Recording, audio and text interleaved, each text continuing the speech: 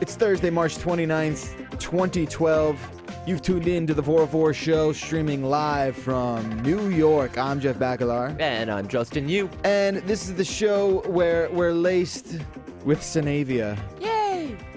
This is a little ribbon confetti. Yeah, every once in a while when I think we're having a good show. This isn't a landmark episode or anything like that. It where is. confetti streams. No, it Confetti? Confetti, yeah. It's the day after Tony Hawk Day. Yes, it is. And what better way to follow up a mega superstar, Tony Hawk, With a mega superstar. with a mega superstar, Andrew Stupid Hendler is in the studio today. Yeah, What's going it's on? never been referred to like that before, but I kind of like it. There's a It's like stupid is my middle name, you know? correct. You are. There's a first for everything. What's up, dude? Thanks for coming on. No problem. Yeah. Good to see you guys. How you been? I've been pretty good. How So- comfortable are you with having your middle name be stupid on the internet? I mean, have you gotten that? Because I feel like every time you come on, we make a reference to how stupid you are, but it's ironic. Yeah, It's I think because you're everyone clearly knows that not by s- now. I don't know. What about the layman that just types in Andrew Hendler online and just sees stupid everywhere? I don't know. Maybe we should I change think that. Potentially. Because stupid's such a popular word, maybe Yeah. it helps my Google page rank. I think it does. Could I be. think it improves SEO for Mr. Handler. I also if think I that had a website. if you had a website. Yeah. I also think the second I tweeted out today's show is going to be extra stupid. Yeah. Okay. With a O. No, I It was, did no, that. it was very cryptic. We got a dozen freaking at replies like, "Oh my God, Andy, love it. He's a I love stupid ass." it." People have completely changed their entire schedule around today. Yeah, Just to kind of sit, listen to the show, and do absolutely nothing else. of course. Concentrate on every word. They're dropping what they're doing. They're tuning in to hear what you have to say. Yeah. First thing we're going to cover with you. Look at that crap-eating grin you've got on right now. Let's talk about your little MacBook Air. Well, I had this last time I was on. Yeah, but we didn't really get into the nitty-gritty. So show the It's not cameras even really what a you're dealing with MacBook here. Air. You're running Windows on your MacBook Air. Well, it's funny that you asked, Jeff. Actually, it's triple booting.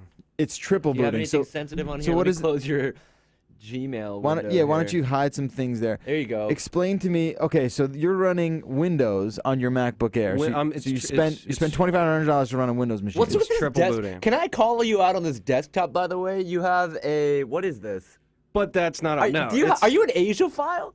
Are you a secret yellow fever having son of a bitch? Look, Is that what we're looking at here? I thought you would have I don't know, import car girls or something on your desktop. You have a weird pagoda thing. no. There's as I mentioned previously. It's Yeah. a triple booting situation. Okay. There's different themes was for funny, each of the too. operating systems. So you got OS X, obviously. You got Wait, Windows. time out. Yeah, what is your this? pointer not a regular pointer and some sort of animated droplet? Okay, so we're getting to the Windows theme. Wait, Yeah. are you which is- 15?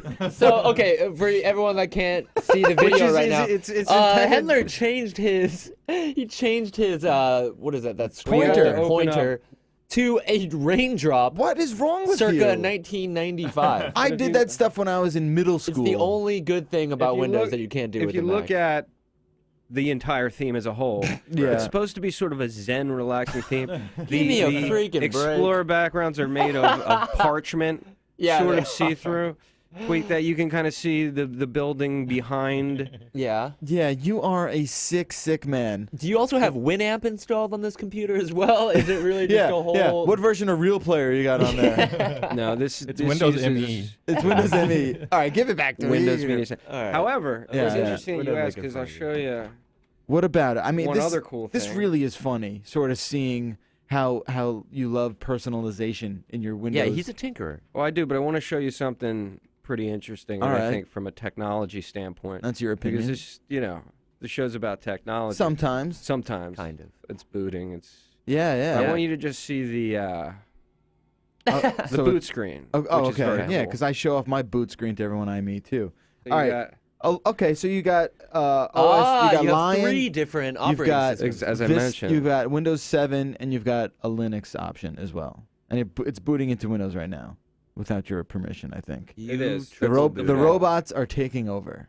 But I got some Linux Mint on here too, But in didn't case you I tell wanted me Linux. how much of a pain in the ass it was to have it triple boot like that, and how it's not even worth the effort? Did I tell you Yeah, that? weren't you that upset? that was some other person. You were upset with how long it took, I think. Of course. Okay, it takes a while on a Macintosh computer to triple boot. Sure. It's much easier on a PC because of you got all the EFI type stuff. Yeah. But once you do, it's pretty fantastic, I think, that I have 3 operating systems, 250 gigabyte solid state on this little tiny computer with a Core i7. That's cool. I feel like I'm River Phoenix from Sneakers. The nerdiest reference I've ever heard. That's a great how movie. it makes me feel. It's a great movie. I'm going to regret asking you this question, Andrew, but why do you need to have 3 operating systems on one computer? Yeah, do you have why? different software programs that require those, like, that require Linux versus Mac versus Windows? Yeah, Why? do you find yourself Just switching, why? just switching between Linux and Lion all the or time? is it just to do it? It's to do it, man. It's not just to do it. It's the It's thrill Is of the it text chase. for text's sake? Is It's- that what it is? It's the thrill of the think- chase for you. I know. I know think you. that, in terms of how I set up, without going into incredible detail in terms of what applications I use, Sure. there's benefits in Linux. Is it's good to have. It's a tool. Most everything is free. If you want to do something, you got a software repository able to grab it. Yeah. Like if you're like bored in the afternoon, you're like, I want to, compile the Android kernel. That's what I want to do. My You're Sunday in the afternoon. native operating system. You want to go to like the Mac laptops are obviously built to run OS X, and they do so fantastically. And it's like a fantastic experience. But you also want Windows on there for a couple reasons. One, you can run Office. I get it. 2, you can skin it with water droplets as your Exactly, cursor. which makes it all worth it. Chat room thinks you're effing crazy, by the way. To each his own. That's all I can say. Definitely to your own. I want to talk about the show title, Why We Are Laced with Cinavia. Why are we laced with Cinavia? Explain to me. Now, I had no idea what Cinavia was until a couple weeks ago when you sat me down and said, Jeff, I need to explain to you what this insane audio watermark DRM technology is, known as Cinavia. It's because it's one of the most brilliant and maniacal at the same time. That's a great way to describe it. Type of DRM. It's like that's available, and it basically evolved from the type of copy protection they used for high definition audio back in the DVDA. Yes. SACD. Right, that era. And the idea is that there's 2 parts. One, you have an audio watermark on the media. 2, you have a detector built into a Blu-ray player. So it's a device. two-way system. It's got to be on the media itself and on the player. Exactly. Okay. And what happens is it's in the audible range on the audio. So but you can't hear it. But humans can't hear it. But you can't remove it. You can't just do a filter sweep. Right. You play it. It contains a data payload. You play it on your Blu-ray player. If the Blu-ray player, the detector basically reads the data, and the data says what medium this movie or this audio should be on. Right. So they handshake. So it says like, for instance, this movie should be on an AACS encrypted Blu-ray. Gotcha. If it's not, then it kicks in and shuts it off. Red flags for raised, instance, if you make backup copies of your Blu-rays, it'll be on an encrypted disk. So if you're playing it from a file, it'll be like, this shouldn't be in a file. Yeah, this should be on That's a a disc. basic definition. It's confusing, but it's really interesting if you're like an audio guy like me in terms of how they go and because it's an echo, right? that. Like the echo is only, I think, like 50 milliseconds that it repeats right after the original Right, audio. it's totally file, inaudible which is by indecipherable humans. to the human ear. Yeah. But it's echoes and phase cancellation and a number of other things which we don't know about yet. But the brilliance of it is the fact that it has to be in the audible spectrum. Yeah. But you can't hear it because otherwise you could just remove the inaudible frequency and it'd be gone. Right. But the uproar that it creates is because it's typically on Blu-rays and it's typically on the high definition audio channel. Is that audiophiles who buy that and have these high-end systems, they can't hear it, but they're like, well, this isn't really the master recording. Right. I'm getting some type of effect against it. Even though I can't detect it. Even though I can't, it's almost like a feeling. They're within their It's right like to cubic complain. zirconia. Right. And For you sure. can still play. it's the CZ of Blu-rays for sure. Can't you Exactly. still play unprotected? I'm sorry. You can still play Cinavia protected discs on a media player that doesn't have the watermark detector. What's right? interesting? So basically, the AACS. So you can bypass it really easily as long as you just don't don't have have a a Blu-ray player player that does. recognizes However, the format. AACS has mandated all Blu-ray players released Manufactured, after February right. will contain that. Now February that 2012. doesn't, and they need to do that. Otherwise, they won't get the pass codecs. through the. Yeah, they won't pass through the. But things like, for instance, certification. like a WD Live or a media streamer. Yeah. that don't have a Blu-ray drive, they're not bound by that. Right. So But- the other thing about this that we should bring up, because I feel like we're getting a little too technical for our audience. Somewhat. It's also you can't back it up. You can't rip it. You can't do anything with it besides only one thing, and that's play it in a regulated Blu-ray player. Right, and there's like, from the standpoint of using your media in like a legal fashion, like you want to rip a disc and potentially put it on your PS3 or something, Sure. and then be able to stream it. It won't let you do that, even if you've bought it. So there's concerns for people that are like enthusiasts and have these media libraries and things of that nature. It seemed, and I think the biggest footnote about this entire technology also that we haven't brought up is the fact that nobody's figured it out yet. And every other DRM sort of technology that's hit the market has been cracked or hacked and turned upside down. Cinavia is, for the most part, completely foolproof. You know who's it's making been around for a bunch of years. It's also not something that was implemented by the DRM protectors themselves. It's made by a company called Verance, right? And they're making money off this by licensing that technology out to like disc replicators, distributors. The licensors also pay, I think it's like 5 cents per disc to have the Cinavia technology put onto it. When users can just bypass that anyway, it's really It's kind of Verance scary. that's making the money. It's a little scary. For a period. But, if you have an old Blu-ray player that doesn't have a Cinavia detector, at a certain point, in order to play new Blu-rays because they have, BD Plus or BD Java, you're going to need to update your firmware. And then they're going to put it in. So it can be implemented through software. Yes. Huh. That's even more scary. I mean, it's not completely clear. That's what Sony did with the PS3 because it didn't exist and they released it with a firmware update, and people weren't sure if, it had some type of hardware element which allowed it to do that. Right. All right. That leads us into another conversation. Let's get right into it. PlayStation, the next PlayStation. PS4, whatever the hell they're going to call it. A lot of rumors hitting the internet yesterday. Kotaku got their hands on a leak, quote unquote. I'm just sorry. I've become so numb and desensitized to all these next generation console rumors. It's tough to take any of them seriously. But again, this one comes out. It says that the next PlayStation will hit the market in 2013. I don't think that'll happen, personally. Supposedly it's named Orbis, codename Orbis, which just doesn't mean anything to anybody either because it's going to be called PlayStation 4 or whatever. But the real details are what sort of, I guess, making people talk. It will supposedly only lock games into a single PlayStation Network account. There will be no backwards compatibility. So any PlayStation 3 game that you have on a disc doesn't sound like it'll be able to be played on the PlayStation 4.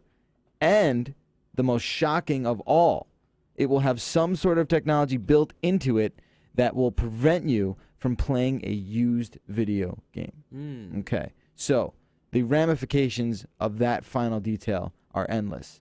Not only does it in one full swoop just completely eliminate things like GameFly. And things like GameStop. You ever hear of that? Multi-billion-dollar chain. So I don't know. I think what do you think, Handler? What do you think that this is really sort of? No one knows if it's all confirmed or true. Sony's not confirming or denying. What do you think this sort of means for the future of gaming? I mean, I think the reason behind it goes to the conversation we're having before is largely because, Sony is always like a leader in terms of DRM. They have the most prolific Blu-ray player, which is the PS3. They implement Cinavia amongst other things first. When the PS3 was hacked, I think that scared them, and that's why that they, with the PS4, with these particular rumors, they want to make it as locked down as possible. But I think the ramifications are, it's really, really bad. It's getting to the point where it's so much more strict than what we would consider, with movies or Blu-rays, and they've always sort of been on par. When Blockbuster, when going to the store and renting a movie was probably you always go and rent a game and do that. Now you're at the point where, well, you can rent movies or you can do this or do that, but you can't do that with games. Of course. So I think that's a concern, especially with the cost of games, because a movie is cheaper. You might be able to see it in the theater first or do something, but when you buy a game, and the reason that things like GameFly, it's a big investment. You want to be able to play it to see if you like it, and it's not like necessarily a movie where you watch it once. If you really like it, you might watch it a couple times. But the game has a ton of replay value too. For sure. So it's not like by allowing people to rent games, you know, people are not going to then go and buy it. It's a completely different dynamic. Don't you think that by preventing and pretty much ending all kinds of used games and sharing and stuff like that, I mean, I think they are severely underestimating how much of an impact this will have on people's decision to buy games at all. If I'm buying a $60 game, a part of me is saying, hey, worst case scenario, if I don't like this thing, I'm just going to trade it back in and get half my money back at the very least, or sell it on eBay and maybe get back 90% of my money. That mentality is such a contributing factor to somebody buying a video game from the get-go that I feel like that, you know, decision workflow has not been considered by the people potentially making these decisions. Yeah, to the point where tons of it. Yeah. I mean, it's the best advertising for the game is renting it. I mean, you get to basically try it. You play it for a couple days, and then you get to figure out if you want to buy it. Right. Same thing you're saying in terms of resale value or selling. There's lots of little markets or lots of little things that people do before they buy a game that you're completely eliminating. And price-wise, I mean, you know, with iOS or Android, you know, you can buy games for significantly cheaper. Granted, it's not like on a console, right? But I think that moves, you know, people's mentality on what the dollar value of games should be. For sure. You're seeing it a little bit with like Vita too. Oh, Vita's so locked down. Well, in terms of price, that you're going to pay for those games versus, oh, I go to the App Store and I'll buy this for this price.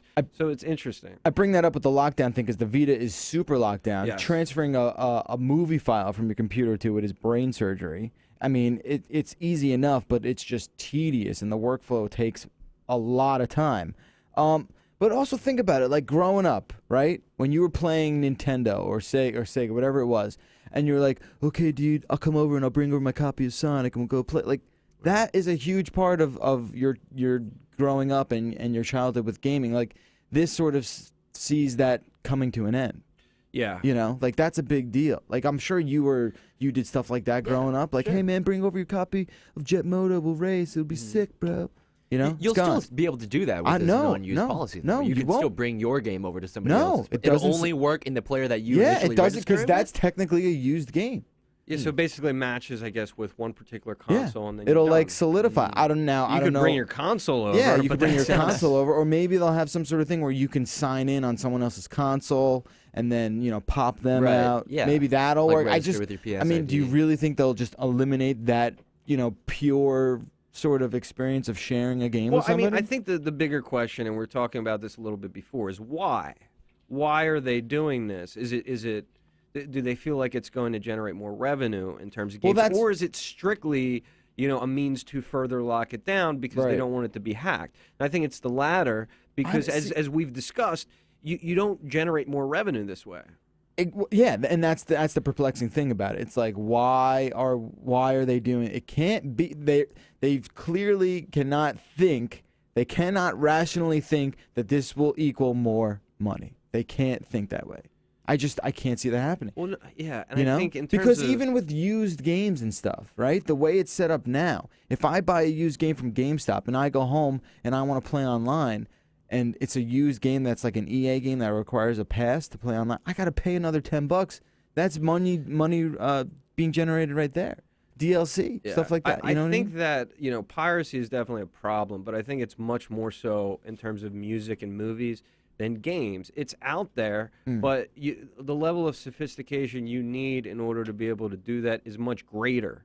So I can't imagine that that's particularly hurting Sony and the video game developers enough to limit ordinary consumers into kind of doing some of the behaviors we discussed. Yeah, it's really scary. I feel like the second, and it's not just games, it's books, it's movies, it's music. I don't know what it was, like the second that you were able to buy something that wasn't tangible, that wasn't in your hand, right? The second, like, this CD is gone and it's just zeros and ones on a drive somewhere, we lost a right. We lost like a possessional right. And with that comes this sort of thing like it's all rented now and it's all sort of virtual. Me personally, I think the future of games right now is like subscription-based stuff. I think like what Call of Duty does, how they have like the elite membership where it's like $50 a year, and you're a Call of Duty player for $50 a year. You're gonna get all this continued follow-up digital content. You're gonna get all that, but it's for a price of a year, and that sort of just eliminates used games because no one like wants to give away a game once they're a member. Right. You know, I feel like that's where we're going. Whether or not that's the right way. You know, I mean, what do you think about that? I don't think that's completely unreasonable. Especially, I don't think it's the worst thing in the world. Especially if you're signing up with the expectation that you're going to get new content. It's going to be enhanced. It's going to be more maps for or whatever. sure. I think that subscription sort of thing, that's probably the lesser of two evils. Yeah, I mean, there's development time that has to go into making those modifications. For sure. So I don't have a problem with that, especially if you could sign in on your home console and then go to a friend's house and be able to do it there. Yeah. I mean, that's reasonable. It's interesting. Tell us what you think. 866-444-CNET. We'll take a quick break. When we come back, more with Not So Stupid Andy. And then we'll have calls from the public and a lot more fun. Keep it here. We'll be right back. This is the 404 MRFers, the show where we all sing songs.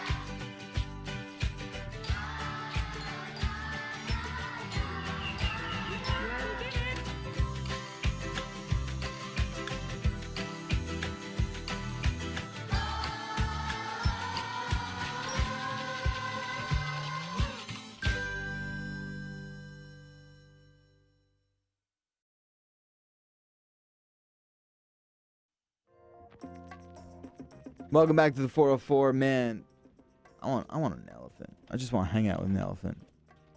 You guys want to hang out with elephants? I don't think I've ever hung out with elephants. So I don't know how much fun it would be, but it sounds like something that would potentially be fun. Video made me just want to chill out with an elephant. This was an elephant playing with a Samsung Galaxy Note by pressing its trunk against the screen. Yeah.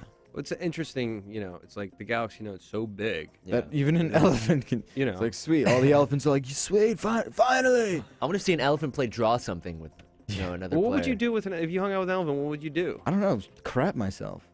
I'd be like, oh my God, you weigh 40 tons. Pachyderms are smarter than you think, though. Yeah, have you seen those videos of those elephants in Thailand that like draw their own portrait or whatever? Yeah. They draw that. They can draw. Yeah, they have an easel set up in front of the elephants, and they draw grip a paintbrush and then draw a self-portrait. That's amazing. Yeah, it's incredible. Never heard anything like that. I just think the fact that they have a trunk that's basically a hand, like they can do everything a hand can do, more or less. Right. That's kind of cool. That they're so cool like that. It'd be cool if they also had hands, but that's the no, that'd be one. Think about how terrifying of a creature that would be. You'd be used to it. You'd be like this hand with a freaking trunk. I'd be like, I got away. You get so much done. I know. They would be super productive. That would be the elephant thing, rather than like never forgetting. It would be productivity. Yeah. God. Moving along. Moving right along. Oh, that sneeze snuck up right on me, man. That's how it happens. That is how it happens. This is a story that happened a few days ago. We're going to get a little serious real quick. Oh. It happened a few days ago, and we've been pressured to cover it by people emailing and tweeting, what do we think of this? Okay. So I guess we'll try and cover this the best way we can. Of course, the news going on with Spike Lee. How he incorrectly tweeted the wrong address for the the George Zimmerman schmuck down there who apparently killed this kid. Yeah, so we weren't going to cover the whole right. We weren't going to talk about this / Trayvon Martin story. Right. But now it's become like a tech element. It has. There's a tech element that's come out of it, and now it's When Keeping It Real Goes Wrong, Twitter edition. When Keeping It Real goes wrong. Did you come up with that? No, that's a Chappelle Show skit. Come on. Oh, right. Okay. Anyway, so When keeping it real goes wrong. last Wednesday, this guy, his name is Marcus Devon Higgins, he sent out a tweet claiming he had discovered the address of George Zimmerman, the guy who Right. Shot. When he clearly Trayvon just Martin. went into a phone book and looked up any old George Zimmerman. Not only that, but he also posted it on Facebook. Yeah. Sent it out to his 4,000 Twitter followers, and even made a sign here. I'll show a picture to you guys. I'm scared. It's a sign that he made that he brought to protests that featured the address and the phone number of who he thought was George W. Zimmerman. Turns out, well, there's 3 things that went wrong after this. Number 1, that's the wrong George Zimmerman. That's actually an address belonging to a guy named William George Zimmerman, who I will now call WGZ for brevity's sake. Sure. Second of all, WGZ doesn't even live at that location anymore. It's now populated by his 2 parents, both over 70 years old. He hasn't lived there for 7 years. So it's the wrong George Zimmerman. Yeah. He doesn't live there anymore. I love how we continue to show this poor person's address. There are so many things wrong with this. The third thing that went wrong with it, though, is that since last Wednesday, he's been making such a stink about it that Spike Lee actually retweeted the original tweet with the wrong address in it to his 240,000 followers. Right. And said, didn't he say something like, why don't you go out and reach out and touch them or something like that? That was the original tweet from Marcus Higgins that said, go out, reach out, and touch him. All right. Since then, apparently, the couple... David and Elaine McLean. Just like this poor elderly couple. This poor elderly couple. They're like, what the hell is a Twitter? Yeah, they had no idea what was going on. Right. People sent envelopes, I guess, that said "Taste the Rainbow," which is the Skittles thing. The whole thing's becoming a big cluster. What was the type of fallout from this particular thing? Well, they were harassed. They were harassed. Well, right. There was no. I mean, I would sue the person. Oh, I think people like the original guy and Spike Lee are totally liable, right? Without a doubt. And I watched an interview with the elderly couple this morning, and they're like, we don't want to, get any money out of this. We just want people to stop being morons. Of course. Yeah. And that's a huge deal. And I feel like still, I don't care how famous you are. I don't care how silly or stupid you are. Mm-hmm. Twitter's freaking powerful, man. Right. That's what it ultimately says. You gotta check your sources. Check your crap. I mean, this is crazy. That's the whole idea behind Twitter. Yeah. The fact that you have that instant gratification and you can kind of put anything out there, and it's just basically run by, and the power holders are people that are famous and they have lots of followers, and you can say whatever you want without verifying it, and things like this happen. It's not the first time. And it's just this is not the first. It'll not be the last. What I don't understand is what goes through the mind of someone like Spike Lee and just says like, okay, I'm gonna write this. Yeah. Okay? Because either way, you're probably gonna get in trouble. Okay? Even if no one touches this, you're going to get in trouble. Even if it's the right address. Even if it's the vigilante mindset that shouldn't be given to 200,000 I have no idea. Right? I think it's because, when Spike Lee looks at his Twitter account on his computer monitor, he sees 204,000 people. Right. Right? But the followers doesn't match up with your mentality. When you actually see 204,000, like if there were a room full of 204,000 I don't people, think it's that. He wouldn't say like go and harass. No, I mean it's a good point, but it's also it goes back to the instant gratification of Twitter. It's just the idea that what is going through his head? It's a mob maybe mentality. nothing. He can do that within 3 seconds, right? And so can anybody else. It's the heat of the moment. Exactly. It's like in the moment of passion. Right. But the problem is that. Dude, someone out of 200,000 people, I'm willing to bet there's a dozen people who are maybe mentally unstable. Yeah. Okay. So so now you're giving out an address, and let's say someone goes over and kills the real George. Right. Then what, dude? That's called accessory to murder. Maybe. I feel like it's only a matter of time before that case comes up. 100%. What do you think about liability? Do you think in this particular case or in cases similar that like Twitter is actually liable because of the platform? I don't think because in Twitter's terms of service, they explicitly state you cannot post confidential or personal information about someone's address, which is why I'm advocating for Spike Lee's Twitter account to be taken down. He needs to be reprimanded. There's no doubt about it. I don't care how good his movies are, and they are great. I love his movies. He's an amazing artist. He's a great guy. There you go. Do the right thing. He's an amazing filmmaker. He's an amazing artist. But this was a bonehead move. Yeah. And He's an idiot. that's what it is. Yeah, I mean, he's already apologized on Twitter for it, but that's not good for enough. this couple, the damage has been done That is already. not They can't good move enough. back into that house. He's got to buy them a new house in an undisclosed location. Is what he's got to do just to start. I'm all for freedom of speech, but there's obviously a limit when it creates such a negative situation for innocent people. Yeah. Like, how do you police something like this? You How do you prevent things like this from Oh, you happening? can't. You cannot prevent it.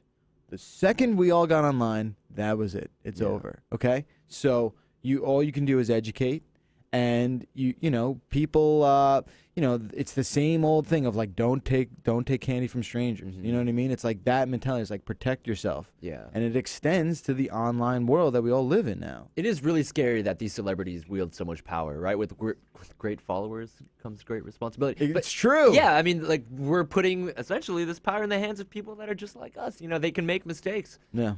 That's scary. It's an interesting story. It is. We'll move along just because it just gets me so mad. What a bonehead, What though. just a Like, bonehead. Like, he's I really he's not love an and idiot, respect just a him, but bonehead it's maneuver. so effing stupid of you to do that, man. Yeah. I know we're all mad. No one's happy about what happened. I saw this. This is like loosely connected, and I'll get to it real quick. But saw this Facebook documentary the other day. Yeah. Okay. And basically, it was called. There was called The Social Network. No, it was. Have you seen it? No, Yeah. there was a technology teacher at a particular school that had certain privacy settings with Facebook, but she went on to just vent about all the parents. Yeah.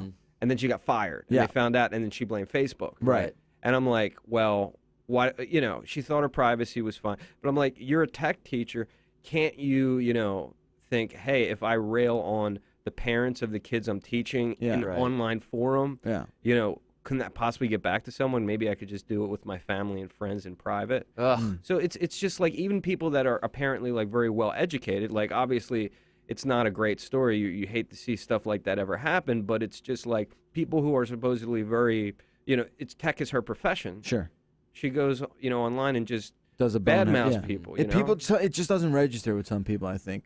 I mean, if you're blaming Facebook, you might as well blame Taco Bell and McDonald's for making you fat. Yeah. You might as well blame Marlboro cigarettes for giving you lung cancer. I mean, it's like, you know what I mean? It's just the same thing. You might as well blame do it. the keyboard manufacturers for making a peripheral that allows you to go to those websites. Exactly. I'm mad at, it's like, really? Let's get ridiculous. Yeah. Don't do it. Take responsibility. Take responsibility for yourself. Stop eating cheeseburgers, will you?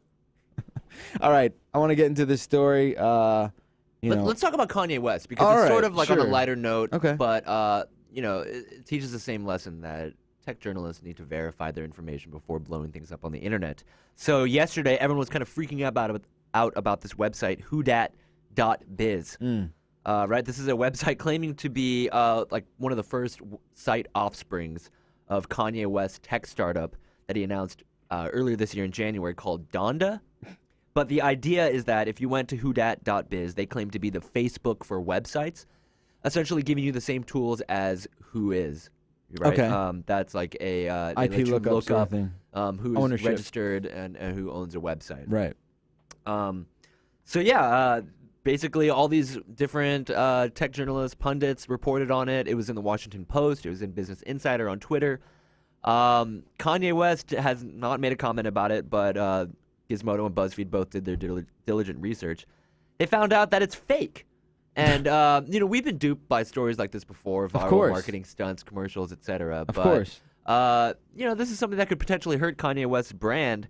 I'm not a huge fan of the guy, but it turns out that this is a prank by two guys from a digital agency called OK Focus. And they decided to prank Kanye West to show how easy it is to pull something like this.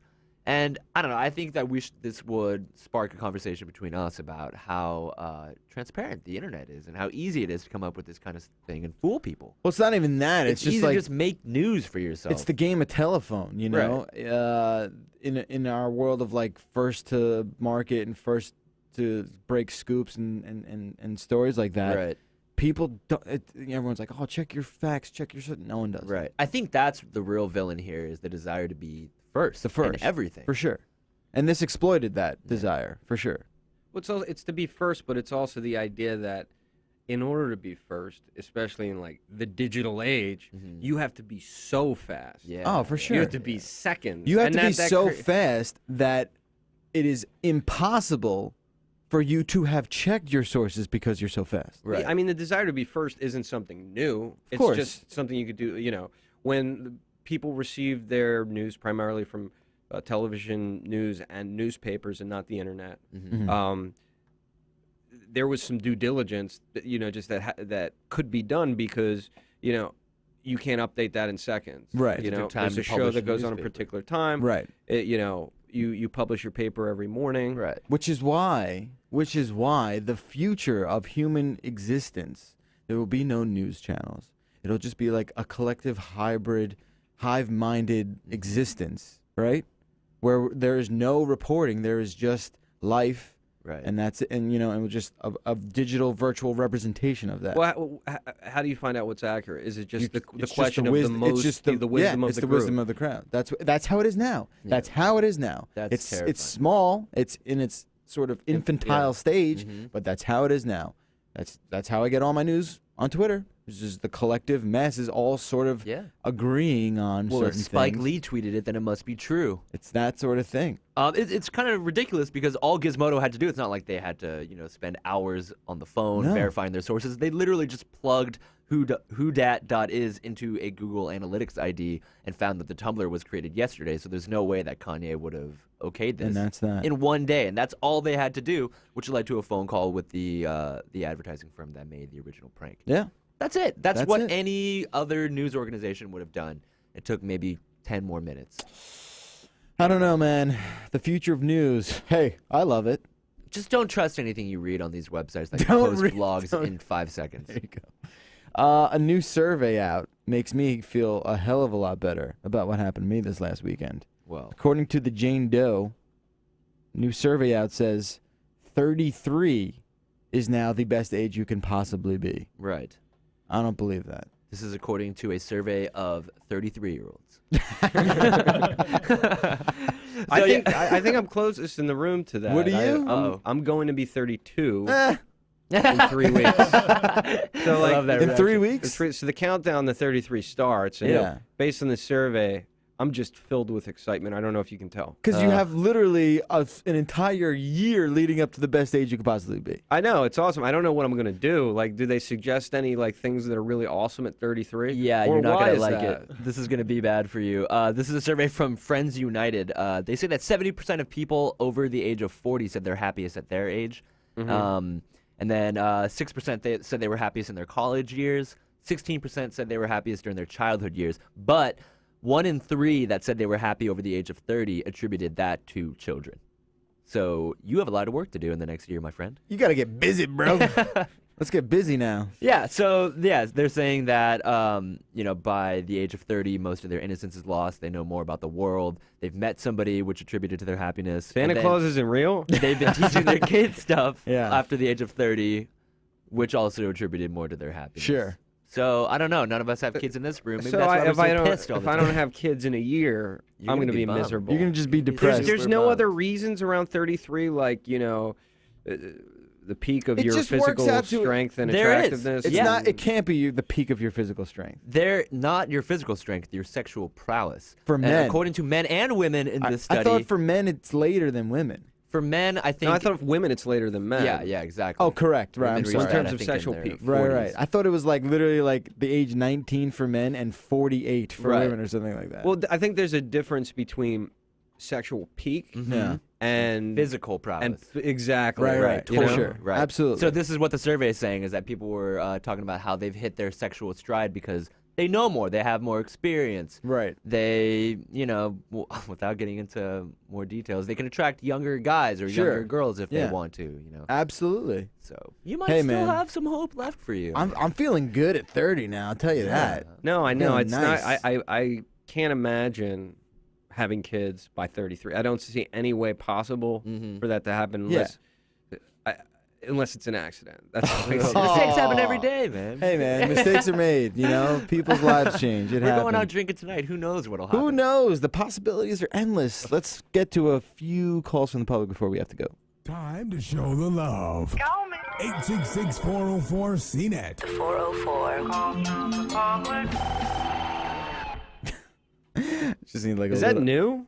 That's awesome. Well, I haven't heard that yet. Oh, you get out of here. I don't know. Maybe we just don't do them when you're here. Well, no, I mean, I watch the show too, but I like. I was gonna say, what the F, man? I watch every episode. I clearly.